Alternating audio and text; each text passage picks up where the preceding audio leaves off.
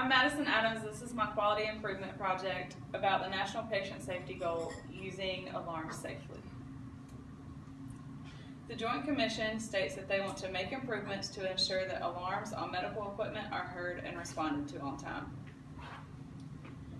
Alarm fatigue is a term used to describe ignored or missed alarms. A lot of times nurses start to get busy and we ignore alarms because we all know there are thousands of alarms that go off every day. Alarm hazards are the most significant of the top 10 health technology hazards for 2014. Specific data is difficult to obtain, but the problem still exists. One nurse states, "A constant bombardment of alarms, beeps, and jingles. When I'm trying to get work done, I think I sometimes just block out the noise."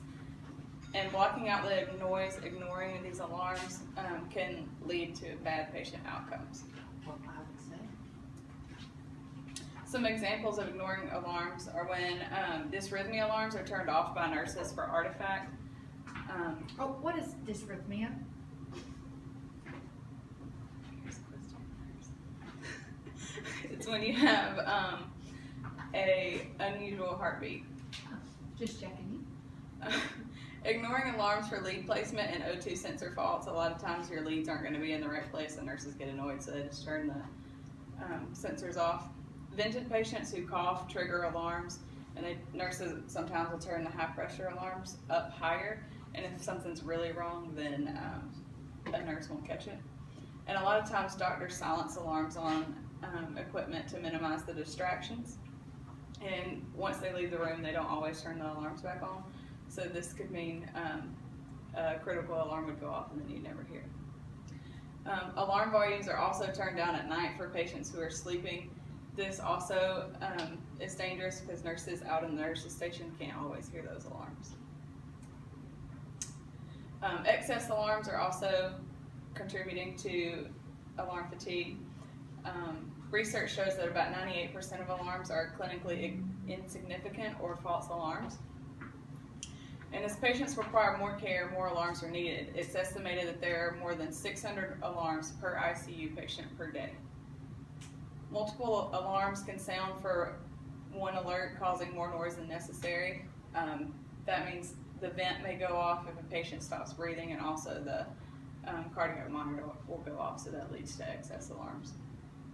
Over monitoring of patients can also increase the number of alarms and noises on a particular unit. On a cardiac floor, you may not necessarily be a cardiac patient, but you're going to have every patient on a monitor, and if they're up brushing their teeth, they may say that they're in VTAC and they're really not. You just always check the patient, not the monitor. So ways to combat alarm fatigue. Equipment should be standardized with specific sounds for critical or urgent needs.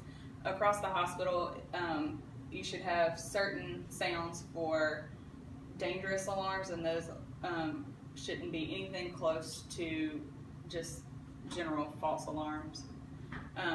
Several monitors shouldn't alarm for the same thing. Like I said, the apnea delays on vents and cardiac monitors. I plan to implement a no-pass zone, which means if an alarm is heard, nurses should stop and figure out what's going on, regardless if it's your patient or not. And the parameter setting should be detailed to the patient and the situation. If your patient's in SVT and their heart rate's already 130, then you shouldn't set the high pressure or the high setting to 130 because it's always going to be there.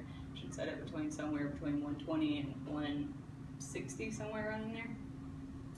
And then education and training on equipment and alarm settings should be mandatory for all staff who are designated to operate the equipment. This is a case study about Pam, who was a nurse on a cardiac floor. She had a patient whose O2 sats, the alarm was set to 86%. The patient would take his BiPAP mask off or readjust, and when he heard the alarm, he knew that his mask didn't fit right, so he wasn't getting the right oxygen. Pam was busy at the nurse's station reading rhythm strips, and the alarm was messing her up, so she silenced her alarm. Well, she didn't know how to work the equipment properly, so when she silenced her alarm, she also silenced the patient's alarm.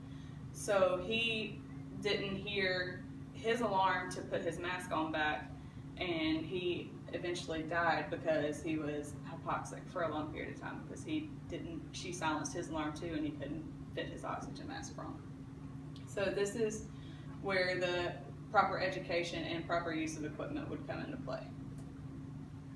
This is an article about how the excess alarms and think about the correct usage of equipment. This article is about the nuisance alarms and how you can reduce the excess alarms. This is more about how you need to have one monitor work on one setting. And then this one is about having specific alarms for specific alerts. And then these are my references. Any questions? Not at this time. Okay, I'm done.